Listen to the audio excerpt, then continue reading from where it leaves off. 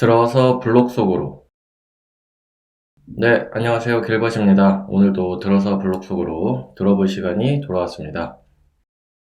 자, 첫 번째 소식은 온라인 게임 플랫폼 로블록스의 XRP 결제 지원 소식은 사실이 아닌 것으로 밝혀졌다는 내용입니다. 현지 시간 17일 디크립트 등 외신에 따르면 로블록스 측은 게이머가 플랫폼 화폐 로벅스를 구입해서 XRP 토큰을 통해 인게임 아이템 결제에 사용할 수 있다는 주장은 잘못된 소문이라며 XRP 지원 사실을 부인했다고 합니다. 암호화폐 결제 처리 업체 비트페이는 16일 X를 통해 엑스솔라가 지원하는 게임에서 비트페이를 통한 XRP 결제를 시작할 것이라면서 스마이트와 로블록스를 거론했다고 합니다. 엑솔라는 2020년부터 로블록스의 결제 솔루션을 제공해온 기술 기업으로 공식 사이트의 신용카드 결제 제공업체로 등록되어 있는데요. 로블록스뿐 아니라 벨브, 트위치, 에픽게임즈, 크래프톤 등 여러 게임 업체를 지원하고 있다고 하네요. 비트페이의 트윗 이후에 로블록스가 인게임 구매 결제 옵션에 XRP를 포함한다는 루머가 빠르게 확산됐다고 하는데요. 2억 활성 사용자를 보유한 대형 게임 플랫폼의 채택이 XRP의 적법성을 강화해 줄 것이라는 낙관적인 해석도 더해졌다고 합니다. 하지만 로블록스는 XRP 결제 지원 소식은 사실 무근이라며 공식 입장을 내놨고요. 로블록스는 게이머에게 XRP를 제공하기 위해 비트페이와 협력하고 있다는 등의 주장은 순전히 거짓이라고 다시 한번 강조했다고 합니다. 엑솔라가 로블록스의 결제 제공업체 중 하나지만 로블록스는 비트코인이나 리플과 같은 암호화폐를 결제 수단으로 허용하지 않는다고 설명했다고 하네요. 엑솔라 관계자도 비트페이 트윗과 아무런 관련이 없다고 해명했다고 합니다. 기업은 개발자들이 플랫폼 전반에서 사용할 수 있는 결제 옵션을 제공하고 있으며 비트페이는 여러 옵션 중 하나라고 강조했다고 하고요. 비트페이는 해당 트윗에 오류가 있었다면서 이를 삭제한 상태라고 합니다. 네, 이게 사실이었으면 정말 엄청난 이제 이슈가 됐을 텐데, 로블록스가 워낙 이제 아이들도 많이 하고, 세계적으로 굉장히 핫한 게임이, 지금 핫하다고 하긴 잘 모르겠지만, 저는 안 해봐서. 어쨌든, 글로벌한 게임이잖아요. 근데 여기서 이제 XRP를 지원하게 되면, 상당한 이제 이슈가 됐을 텐데, 사실이 아니었던 것으로 밝혀졌네요. 다음 소식은 캐서린 우드, 일명 캐시 우드죠. 돈나무 언니가 아니라 돈나무 언니 아크 인베스트 최고 경영자가 7년 뒤 비트코인 가격을 60만 달러, 한화 약 8억 1,180만 원으로 전망했다고 합니다. 캐시 우드는 CNBC와의 인터뷰에서 최근 미국 SEC의 비트코인 현물 ETF 승인 심사 관련해 분위기가 예전과 달라졌다고 느낀다며 최근 SEC와 자료 보충을 위해 의견을 나눴다고 전했는데요. 이어 최근 SEC의 요구에 따라 상품 설명서에 5페이지 분량의 추가 정보 기입이 이루어진 점을 언급하며 상당한 진전이라고 밝혔다고 합니다. 실제로 SEC가 자료 보충을 요구하는 것은 승인 전 작업 단계로 보는 시선이 많아서 비트코인 현물 ETF 승인 신청에 긍정적인 기대감이 늘어나고 있다고 합니다.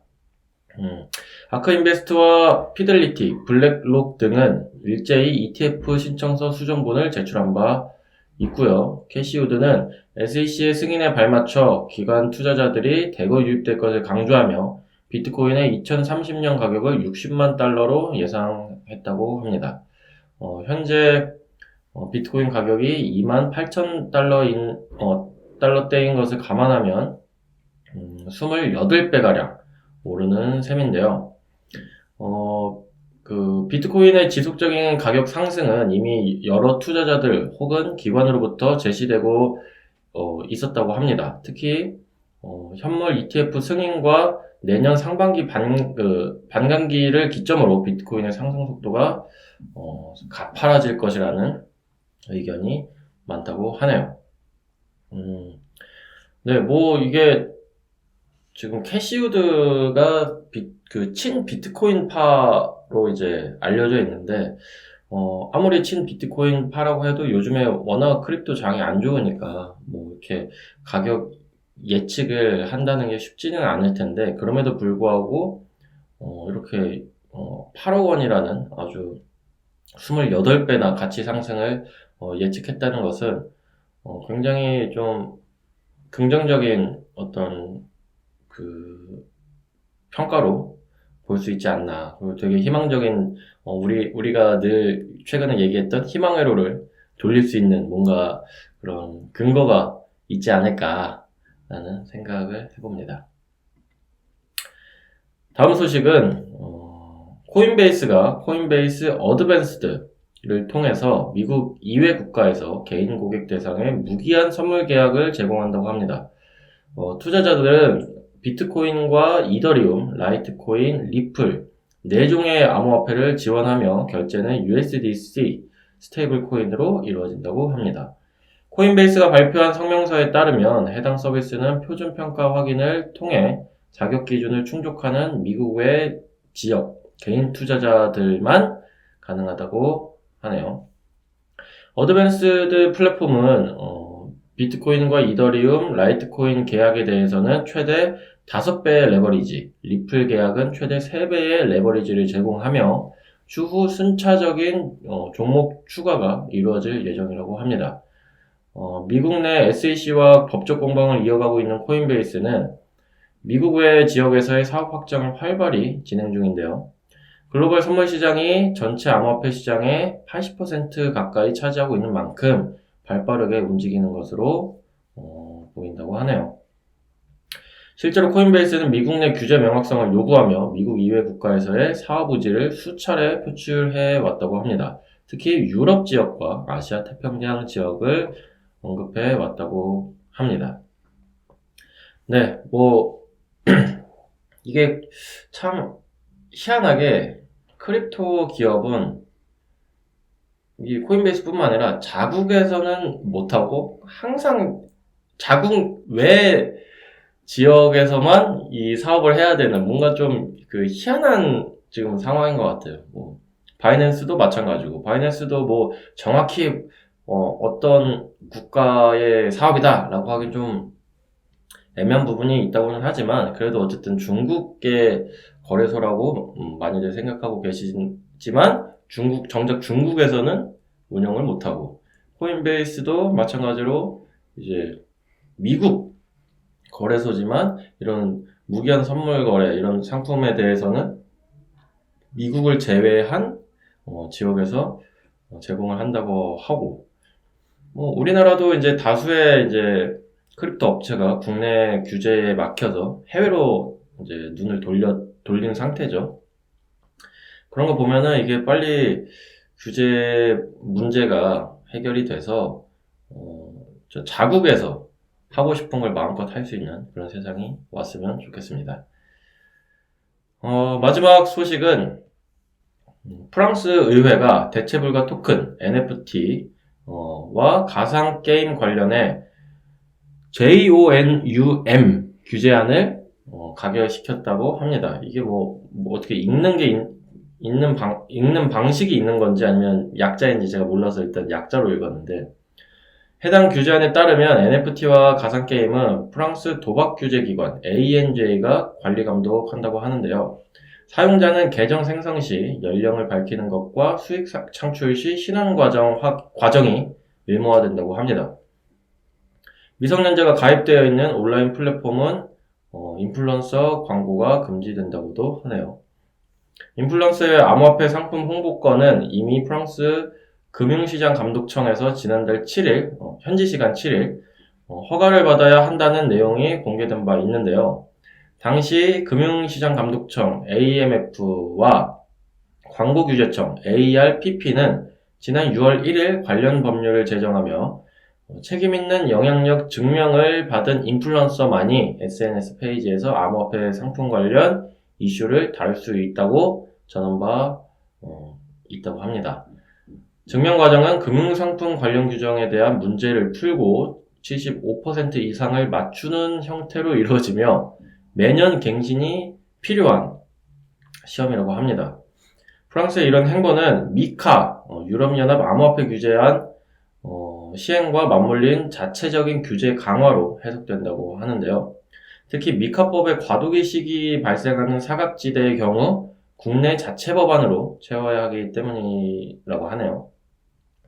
프랑스는 박물관 등 기관 단위의 사업과 국가 차원의 중앙은행 디지털 화폐 CBDC 관련 연구 개발은 활발하게 진행하는 동시에 기업 등록 요건과 관련 규제는 모두 강화시키고 있다고 합니다.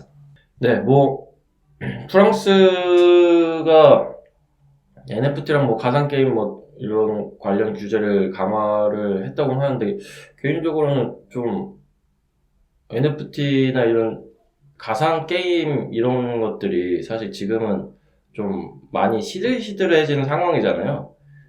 그래서 지금 이렇게 제도를 마련을 하는 건지, 아니면 좀 뒷북인 건지, 흐름을 못 따라가고 있는 건지, 그거는 개인적으로는 좀 궁금하기는 한데, 어쨌든지 간에 이제 규제를 강화했건 완화했건 관심을 갖고 이렇게 이제 여러 가지 그런 규제안을 들여다본다는 것 자체가 일단은 다행이라고 생각을 합니다. 개인적으로는. 물론 너무 규제가 많이 강화가 돼서 기업들과 이제 고객들이 크립토 전반적으로 이제 서비스 이용이 어렵게 된다면 그건 좀 문제가 있지만, 그거야 이제 계속해서 이제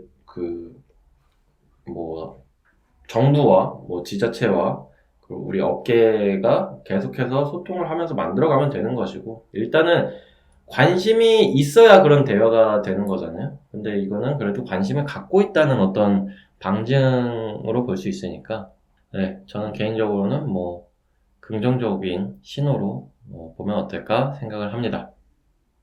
네, 그럼 오늘의 들어서 블록 속으로는 여기서 마치도록 하겠습니다. 다음 시간에도 알찬 소식들로 돌아오도록 할게요. 들어주셔서 감사합니다.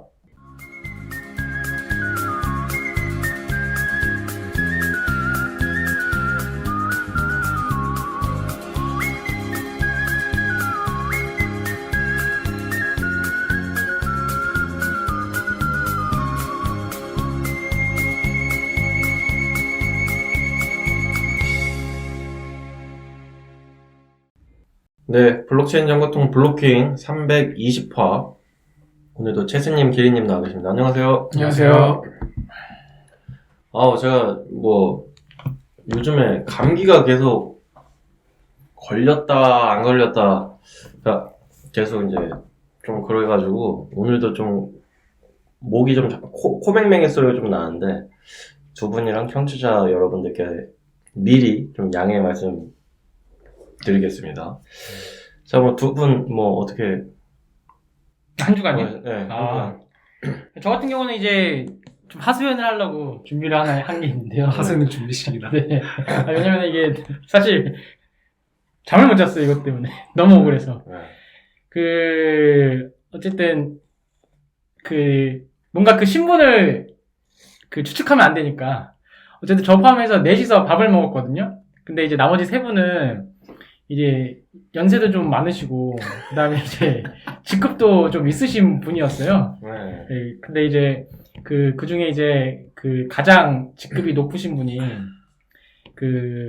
굉장히 고급스러운 중식당에 있는 룸을 잡으셨어요. 네. 그래가지고 이제 먼저 한 분이 늦게 오셔가지고 이제 세 명이서 이제 밥을 먹는데, 아니 드시고 싶은 건 다 시키세요. 이렇게 한 거예요. 그래서 이제 사실 그렇게 저는 그렇게 밥이 안 땡겼거든요. 네. 그냥 여러 가지 이야기 하려고 이제 만난 거라서. 근데 이제 거기서 갑자기 깐풍기 탕수육 이런 거를 막 시키셨어요. 근데 네. 아무도 먹고 싶어 하지 않는데, 아니, 왔는데 다 드셔야지. 이랬어요. 그래서 한 분이 이제 나머지 일행이 오셔가지고, 이제 자기는 저녁 먹고 와서 먹고 싶지 않다 그랬는데 네.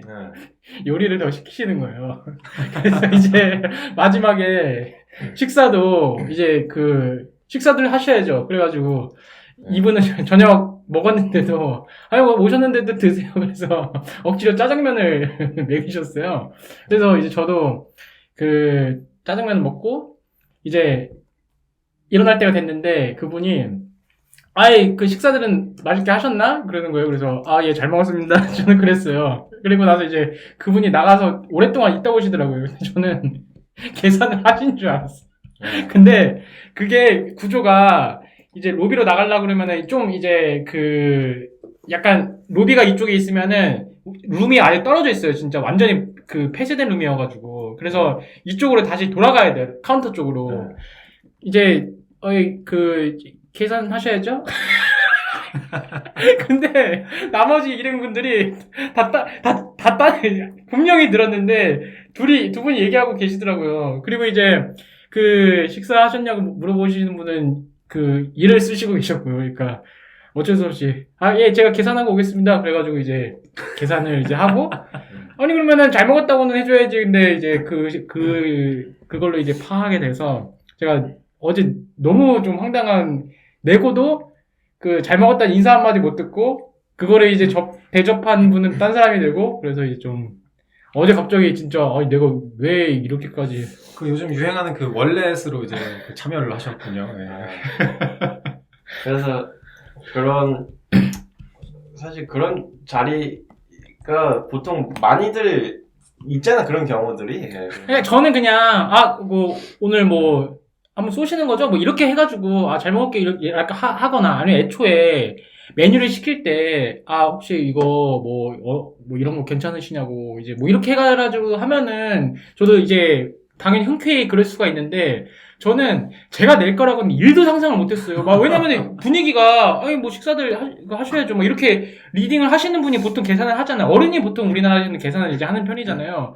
근데 어른 세 분이 일이 빠지는 경우가 있어가지고 이게 되게 애매해지고 만약에 저도 이제 거기 껴가지고 막 어떻게 하지 어떻게 이러면 눈치 없는 사람이 되니까 안 되겠다. 그래서 한 거죠. 그러니까 이게 그 한국 사회가 보수적이라고 하는데 굉장히 진보적인 상황이잖아요. 너무 진보적이잖아요 이게. 어차피 다 직급도 있으신 분들인데. 어떻게 보면 그게 보수적인 거죠. 어른을 너네가 모셔야지. 그렇다기보다는 그런 일단은 그 직장에서 우리나라는 이제 상사가 결제를 많이 하는 그런 문화잖아요. 막내한테 이걸 결제를 하고는 안 하잖아요. 근데 이제 그리고 이제 그런 거를 그러면은 솔직하게 얘기를 해주든가. 근데 이제 그거를 짬시키는 방식으로 이제 그 결제를 이제 미루는 거는 저는 약간 그 납득하기가 어려운 상황이었다. 그래도 결제해준 사람한테 좀 이렇게 그 공로를 돌려야 되는데 아무리 그래도 좀 먹고 간 게 그래서 진짜 그게 처음에 계산할 때는 기분이 안 나쁘고 당황했으니까. 근데 버스 타고 집에 가면 생각할수록 너무 억울한 거야 이게. 아니 그러면 이게 그분이 계산한 걸 알고 있을 거 아니에요. 그러니까 억울하죠. 네. 생색은 남이 네. 카드를 주고 제가 대신 결제한 걸로 아마 오해하고 있었을 것 같아요. 다음부터는 만나지 마세요. 그런 자리에 그냥 차나 마시자 그러지. 근데 좀 위치가 있으신 분이라서. 카드를 두고 가시는. 아니 근데 내는 게 억울했던 게 아니라 좋은 자리였는데 방식 자체가 좀 더 이제 뭔가 그래도 잘 먹었다 한마디라도 하면은 좋은데 이거 마치 이제 그분이 저한테 카드를 주고 이제 대신 결제한 모양새처럼 이제 느껴지니까 돈 쓰고도 억울한 거죠. 그런 사람들은 안 변해요. 어쨌든 그 나이에 그렇게 계속 한다는 거는 앞으로도 안 바뀔 거기 때문에 그러려니 하든지 아니면 안 만나는 그런 상황을 안 만드는 게 제일 낫지 않나. 아무튼 그런 생각을 해보고 저는 이제 뭐 근황이 지금 감기 걸려가지고 뭐 근황이랄 게 없어서. 네. 저는 이제 NBA가 이제 프리시즌 이제 시작해가지고 이제 계속 보고 있는데 그 NBA 선수들이 지난번에도 한번 얘기했는데 여전히 그 땡깡을 부리는 선수가 아직도 이제 땡깡을 부려가지고 이제는 그 공식 그 연습이나 공식 시합에도 막 나타나지 않는 경우들이 막 생겨가지고.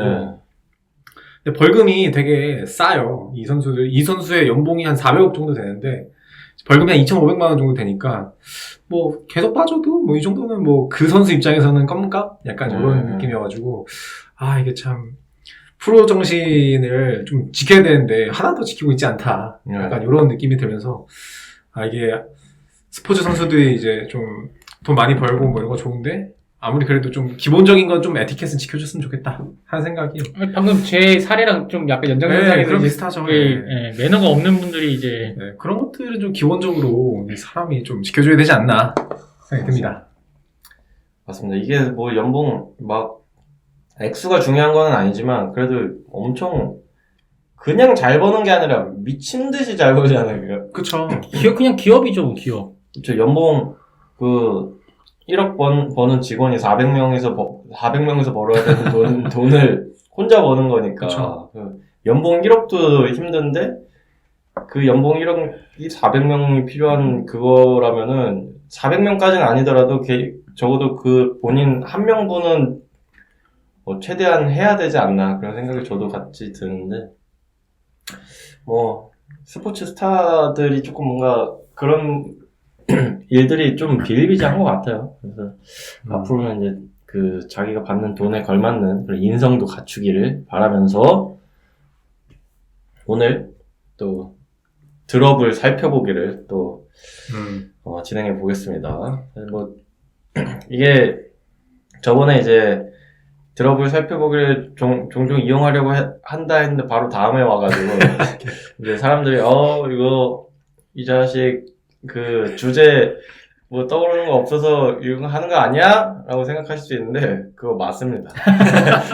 그거 맞고요. 솔직하시네요. 네, 아니 뭔가 이제 주제를 여러 가지를 생각을 해봤는데 이게 뭐 딱히 요즘에 업계에 뭐 이렇게 대단한 이슈가 있는 것도 아니고 그냥 그러다 보니까 떠오르는 게 없더라고요. 그래서 그러면 그냥 몇 가지 그 뉴스들 자체 그냥 또 살펴보는 드롭을 살펴보기가 가장 현실적으로 지금 여러분 지금 네? 제가 놀라운 사실 알려드릴까요? 제가 이거 스티밋에 올리고 계신 건 아시죠? 네. 네, 그쵸.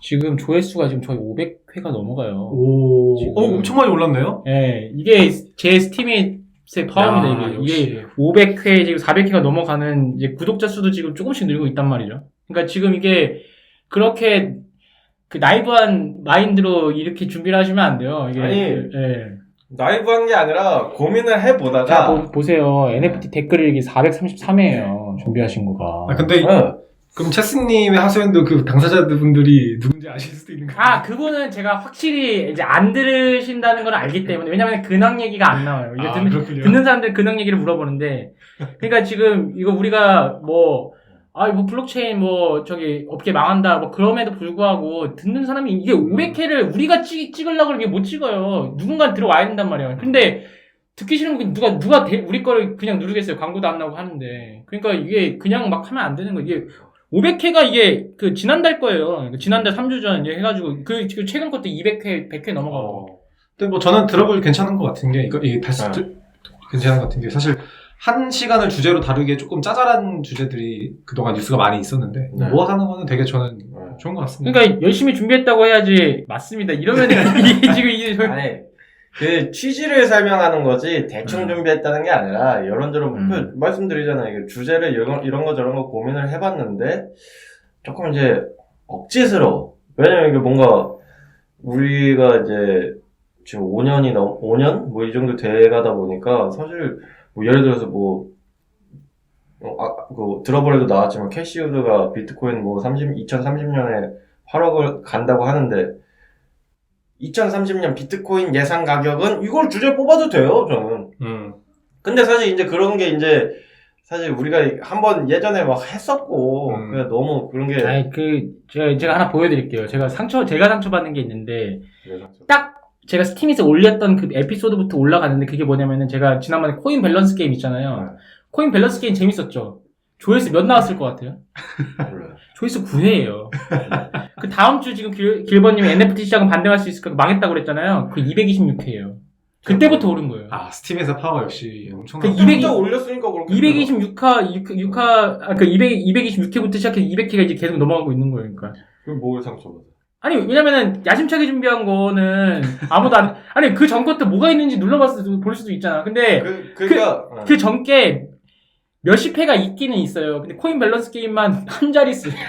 그러니까 여기서 보셔야 될 건, 그러니까 대중의 니즈를 파악하시라는 거예요. 이게 열심히 준비하면 뭐합니까? 대중의 니즈를 파악을 못 하는데. 이거 대충 준비해도 사람들이 듣게 하는 그런 또 능력이 또 있어야 되는 거지.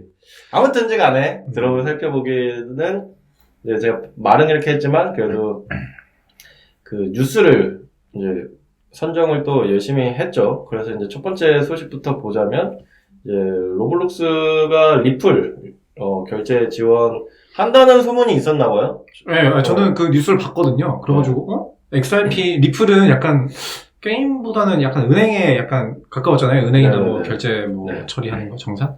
근데 갑자기 게임에 심지어 뭐 그 SEC가 고소 고발 뭐 이런 거 얘기 나오는데라고 해가지고 뭐지? 뭐 약간 긴가민가 했어요. 네네네. 아니나 다를까 지금 그게 한 2주 전에 봤던 기사 같은데 네네. 시간이 지나니까 약간 사실이 아니었던 네. 근데 이게 사실일지 아닐지도 사실 모르는 것 같아요. 왜냐면은 네. 내부적으로 얘기를 하고 있다가 뭐 이게 엎어졌는지 아닌지는 뭐 저희가 정확히 알기는 확정은 안 어려우니까. 됐지만 뭐 얘기는 했었던 그런 적이 있을 수도 있겠죠. 네, 그런 것 같아요. 네. 그냥 이게 뭐 예를 들어서 막 우리도 뭐 어떤 서비스 같은 걸 설명할 때, 야 이거 너네 뭐 어떤 식으로 할 거야? 그럼 야 우리 이런 식으로 할 거야. 나중에 너네 뭐 지금 네이버 쓰지? 나중에 네이버에 막 네이버 쿠팡 이런데 우리 거 막 암호화폐가 올라갈 수도 있는 거야. 뭐 이런 식으로 얘기를 했는데 그게 와전이 돼서 무슨 코인 네이버 쿠팡 결제 지원한다. 이런 식으로 또 이제 와전이 뭐 그럴 수 있죠. 네. 기레기가 받아먹었다. 네. 근데 똥을 받아먹었다. 근데 여기가 그 똥을 많이 받아먹는 매체긴 매체예요. 어디가요? 아니 지금 이거 나오는 게? 네, 그러니까 이제 뭐 언급은 굳이 안 해도 되는데 뭐 하여튼 이런 매체예요. 그래서 근데 사실 이게 가까운 것들이 다 그 매체. 만약에 그 사실이면은 아니 이거는 지금 이 매체 그 제가 가져온 기사를 다룬 매체가 보도를 한 게 아니고 딴 데서 해외에서 이런 보도가 났다는 걸 여기서 가져온 거죠. 그러니까 여기랑은 상관은 없는데 아무튼 로블록스가 우리가 뭐 메타버스 얘기를 할 때 로블록스 얘기를 많이 하잖아요. 그렇죠. 여기서 막 뭐 내 도시를 만들고 내가 만들고 싶은 거 다 여기서 구현할 수 있고 막 이런 것들 이제 얘기를 하다 보니까 사실 우리도 예전에 뭔가 웹3 세계에서 그 메타버스 세계에서 크립토가 쓰이는 상상을 할 때 좀 뭔가 로블록스를 좀 같이 껴서 생각을 한 적이 잘 어울리죠. 이제 그 있는데. 가상 공간이랑 잘 어울리니까. 예전에 한참 그 메타버스 유행할 때 로블록스 뭐 되게 얘기 많이 나왔었는데 네. 요즘은 좀 많이 좀 다시 얘기가 사그라든 것 같아요. 맞아요. 요즘에 메타버스라는 그 말 자체가 많이 들어간 것 같아요. 네, 그러니까 코로나 때 한창 그 뭐 온라인 뭐 얘기하면서 뭐 얘기 많이 나왔던 것 같은데 좀 온라인 풀리니까 뭐 네. 옛날만큼은 반응이 아닌. 근데 또 저는 논외일 수도 있는데 이 메타버스, 멀티버스가 대중의 관심으로부터 멀어진 그 원인을 제공한 데 중에 하나가 마블이라고 생각해요. 마블이 너무 그 피로도를 너무 올려놨어 사람들한테. 메타버스, 멀티버스 이런 게 신기하고 재밌는 건 알겠는데 이게 한두 번 맛배기로 보여주고 이제 조금 좀 쉬었다가 다시 보여주고 요런 게 있어야 되는데 지금 마블은 아예 그 멀티버스를 위한 마블이 지금 되고 있잖아요. 아, 그거 좀 이해 가는 얘기입니다. 네, 그러니까 사람들이 이제 더 이상 멀티버스에 대해서 궁금해하지도 않고 오히려 막 머리만 복잡하고 이제 저희 그 부모님도 이제 마블 난 이제 그런 영화 못 보겠다 막 이렇게 말씀하세요. 영화 하나를 안 보면은 다른 영화를 이해를 못 하는데 막 드라마를 봐야 되고 뭘 봐야 되고 막 이런 게 사실은 마블 입장에서는 이제 뭐 하나를 놓치면 전체 내용이 이해를 안 되게끔 해서 마블을 많이 소비하게끔 그렇게 의도를 한 거겠지만 부작용이 훨씬 지금 심하게 나타나고 있고 그거는 그 비단 마블 그 영화계뿐만 아니라 이제 다른 산업에도 뭔가 영향을 미치고 있지 않나. 그만큼 마블 디즈니가 굉장히 좀 영향력이 그만큼 크니까. 아무튼 뭐 그렇다고 탓을 하고 싶은 마음은 없고 그냥 생각을 해보면 멀티버스, 메타버스 언제부터 사람들이 관심을 좀 안 뒀지 생각하면은 그건 것 같다. 좀 듭니다. 다음 소식으로 넘어가면 이제 아크인베스트 CEO죠.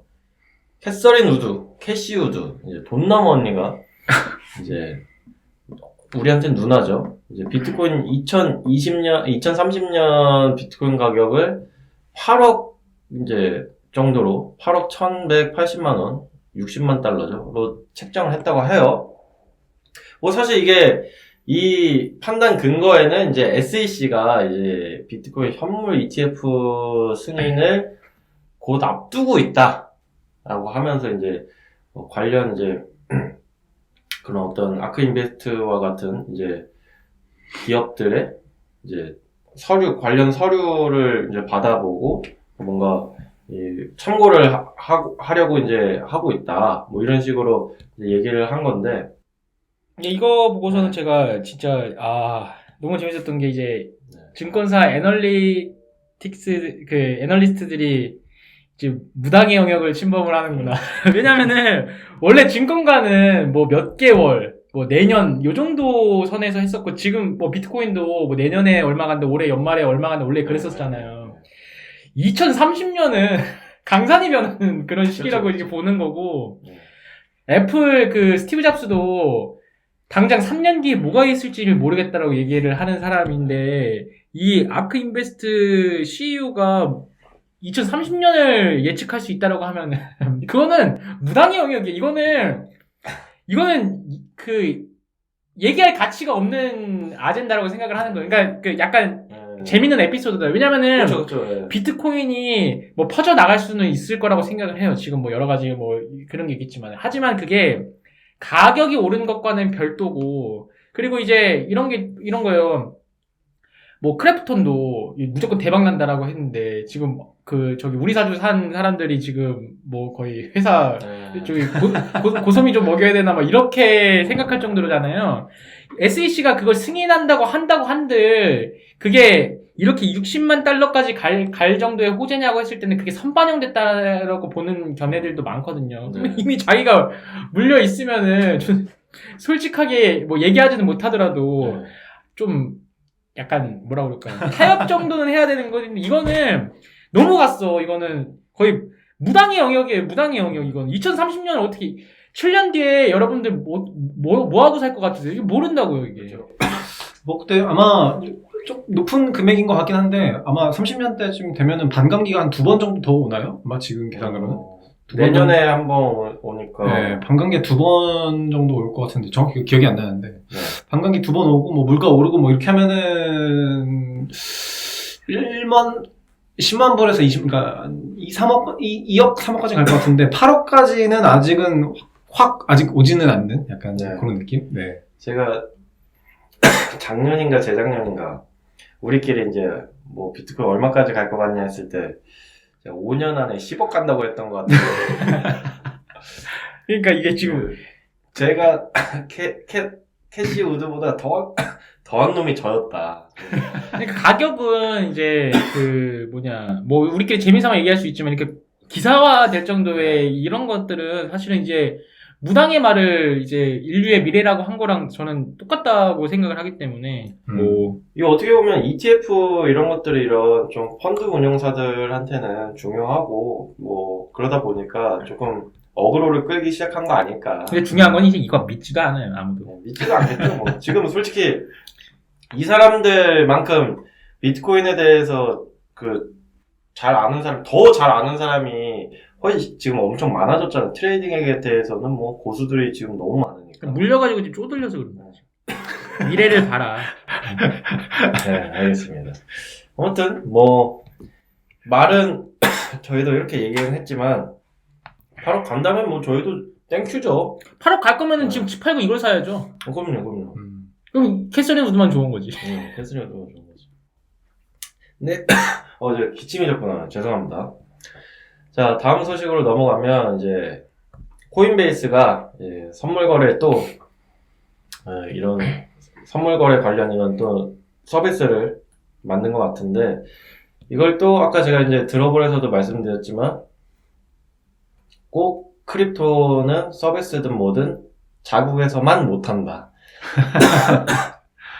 네, 꼭 밖으로 나가야지만 서비스가 가능한데, 코인베이스 이 서비스 역시, 뭐, 일단 아무래도 코인베이스가 지금 소송 중이다 보니까 너무 이제 무리하게 자국 내 사업을 확장하는 건 당연히 어렵겠죠. 당연히 그쵸. 어려운데, 이게 그러면서도 이렇게 해외에서 먼저 이렇게 선물 거래를 제공하려고 하는 게 코인베이스가 얼마나 내부적으로 지금 좀 어려움을 겪고 있는지에 대해서 조금 보여주는 게 아닌가라는 생각이 개인적으로는 들어요. 왜냐면 이게 소송에다 뭐다 정신없는 와중에도 이런 이 서비스 영역을 확장하는데 지금 집중을 하고 있다는 얘기죠. 물론 당연히 사업체가 무슨 뭐 소송 걸릴 수도 있는 거고, 코인베이스 같이 이제 대형 거래소 같은 데들이야 당연히 소송이 뭐 한 건만 있겠습니까? 뭐 여러 건이 있기 때문에 뭐 그러려니 하면서 하는 거지만, 사실 이제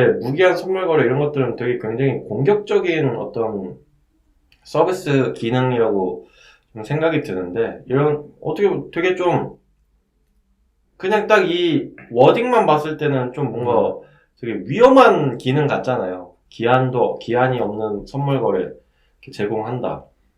그런데도 불구하고 이렇게 과감하게 추진을 하는 거 보면은 좀 내부적으로 많이 조금 상황이 어려운 게 아닌가, 사업적으로 좀 그런 상황이. 지금 뭐 지난번에 이제 바이낸스부터 시작해가지고 이제 뭐 장이 안 좋으니까 어려운 건 어려운 건데, 제가 이것과 관련해가지고 좀 웹3 VC 분하고 좀 얘기를 오랫동안 한 적이 있는데, 나 솔직히 막 바이낸스 망하면 진짜 업계 좀 힘들어질 것 같다라고 했는데, 그분의 생각이 다르더라고요. 아니다.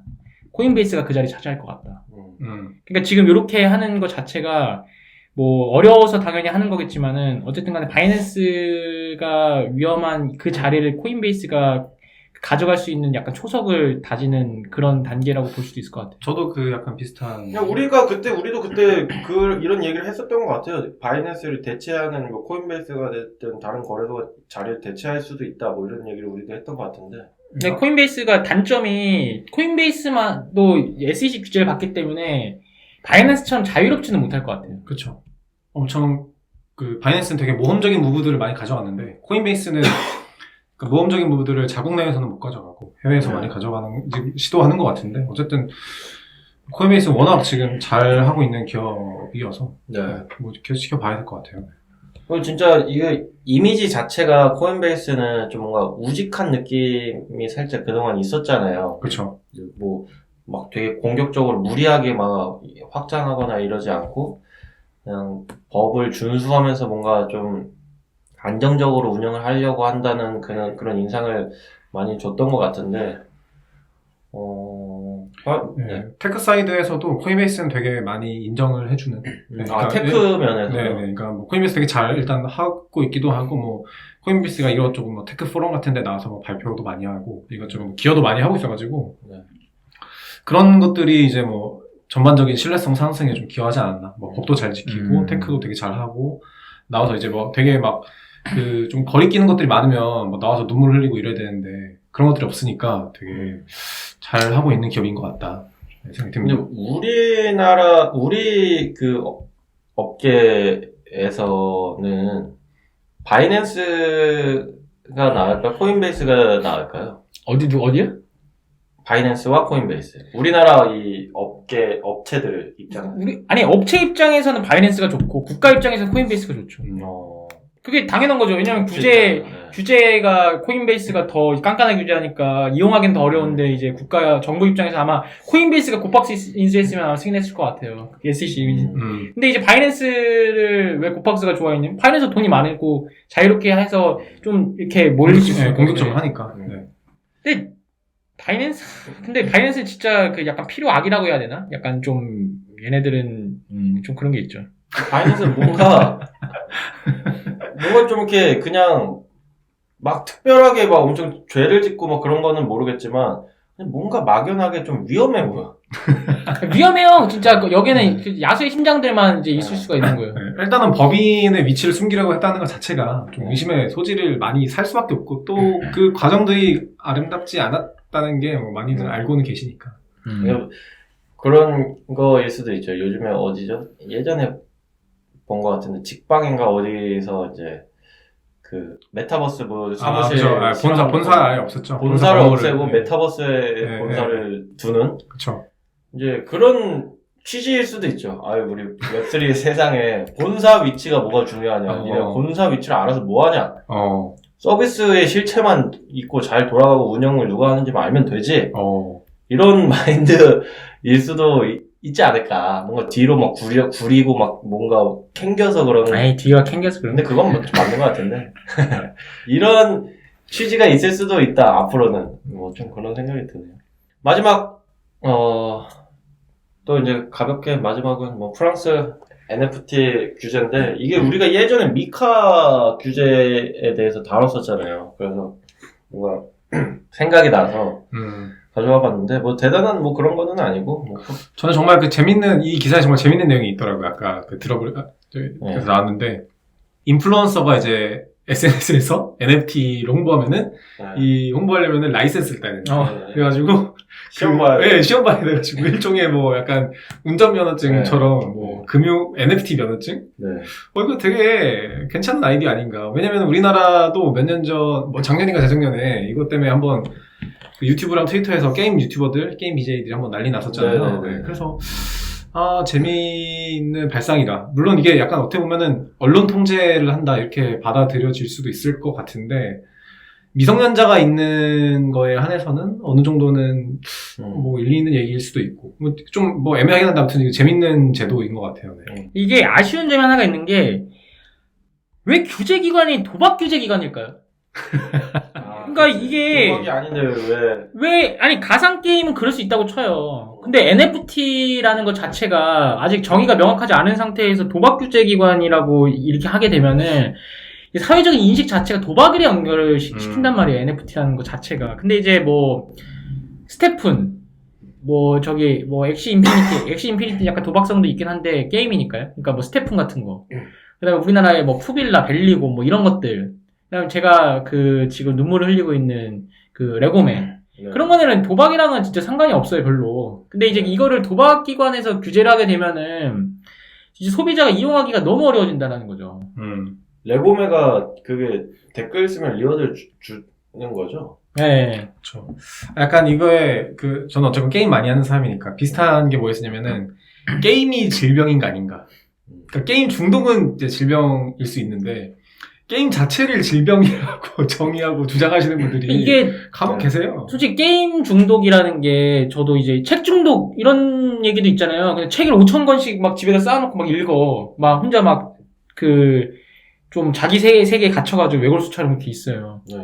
근데 그거는 그러면 책 중독이면 규제 안 하나요? 그러면 책은 뭐 좋은 건가? 뭐 좀 그런 생각이 들더라고요. 그렇죠. 만화책 중독. 만화책이 뭔가 이제 사실은 더 상상력을 자극할 수 있는 여러 가지 요소들도 있고 뭐 그런데 그럼 만화책 하루 종일 읽어가지고 막 히키코모리처럼 살면은 애니 중독. 지금 재밌는 게 뭔지 아세요? 제가 얼마 전에 저기 범죄 관련된 분석팀에서 했는데 살인자들은 푸사를 다 애니로 해놨다고 그 관련성이 되게 보고서를 냈대요. 관련성이 높다고. 그래서 애니메이션을 푸사로 한 사람들을 조심하라 뭐 이런 게 이제 돌더라고요. 근데 진짜 이번에 뭐 성폭행하고 살인했던 그런 사람들이 다 이제 애니메이션이 이제 그 푸사로 되어 있대요. 그래서 그게 이제 애니메이션에 너무 빠져가지고 현실과 그런 걸 구분을 못하는 거예요.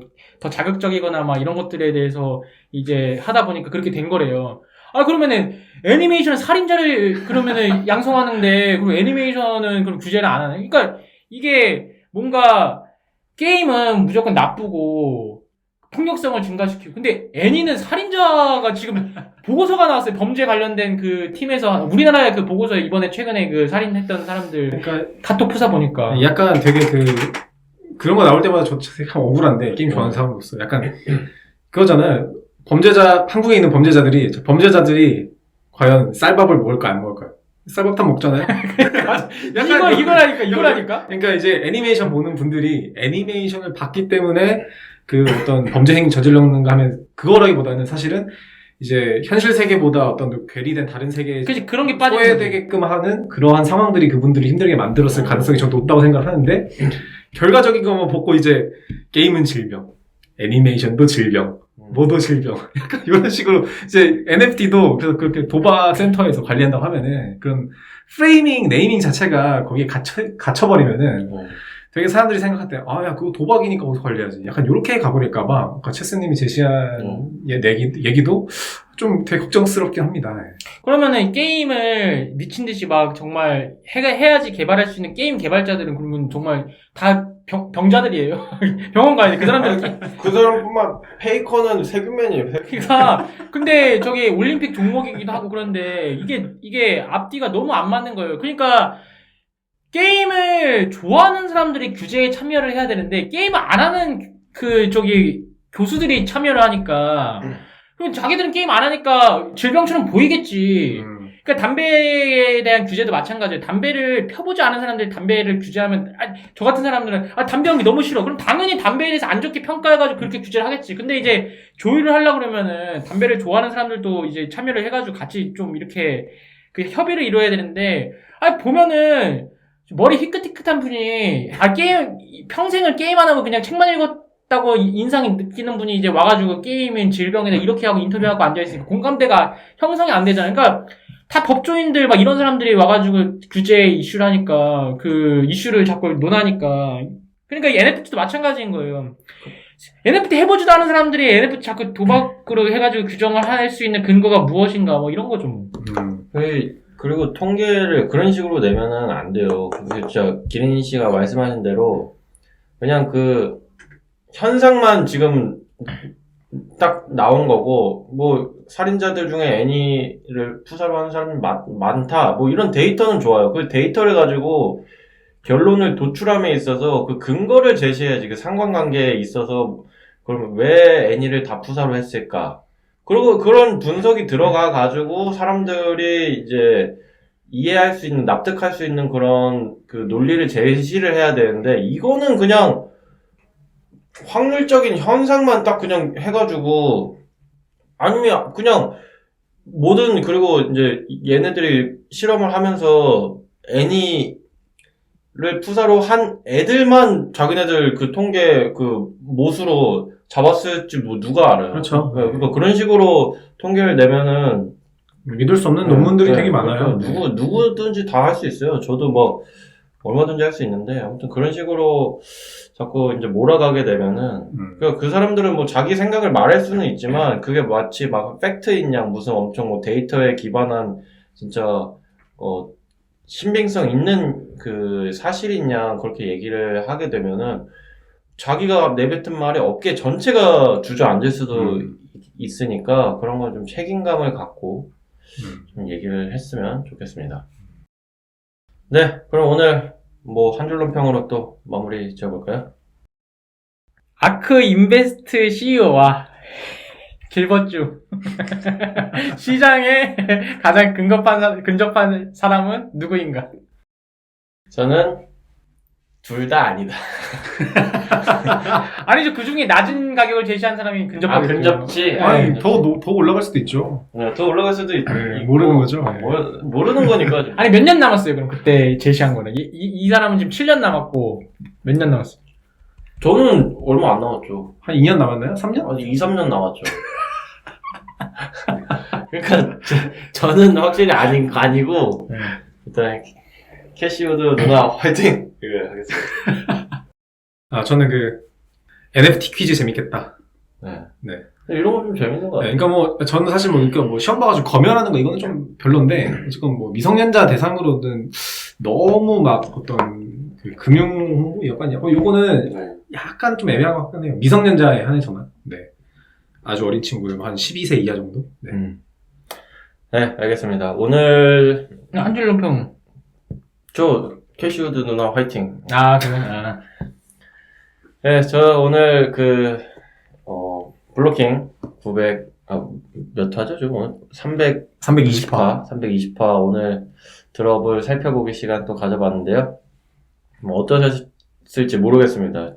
이 얘기, 저 얘기 막 밥 먹은 얘기, 억울한 얘기 막 하느라고 좀 산만했을 수도 있는데, 재밌게 들어주셨으면 좋겠고, 다음 주에는 또 이제 재밌는 정희친과 또 이제 체스님이 아주 심혈을 기울여서 잘 선정해주시는 주제로, 아주 대충 나이브하지 않게 주제 준비해 주실 테니까. 일단 체스님의 여자 연기는 이제 조금 빌번님께로 넘겼습니다. 차라리. 저도 그런 거는 잘 이거도 못하는데. 편집하기 쉽지 않더라고요. 그거는 좀. 오빠! 네. 다음 주에 그렇게 돌아오도록 하겠습니다. 두 분 고생 많으셨습니다. 감사합니다. 감사합니다.